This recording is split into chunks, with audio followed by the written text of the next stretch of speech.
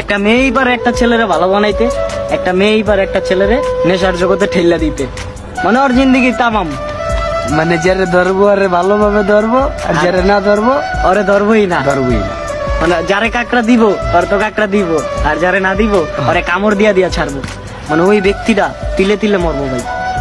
মায়া এমন একটা জিনিস, কারো মায়া না আটকা, যদি নিজের মায়া আটকেন না ভাই, সারাদিন কি জানেন ঘুমের দিন হারাই যেতে পারবেন।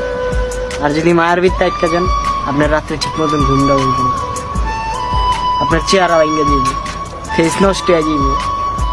আপনি নেশা করেন না, তাও আপনার কইব কি জানেন, নিষিদ্ধ। ওই জানি কি জানি খায় আর ওই চাপা নেশা মামা করে। ভেঙে যেতেছে, হ্যাঁ। বড় ধরনের নেশা করে। আসলে ভাই নেশা করে না, ওই ছেলেটা ঘুমাইতে পারে না প্রতিদিন রাত্রে,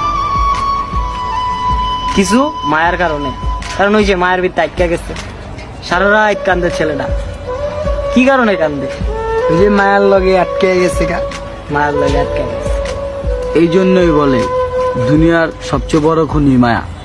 মায়া জিনিসটা হইলো যে দাদা, এই পৃথিবীর সবচাইতে একটা তুচ্ছ জিনিস, অনেক বাজে একটা জিনিস, বিশাল বড় একটা জেল।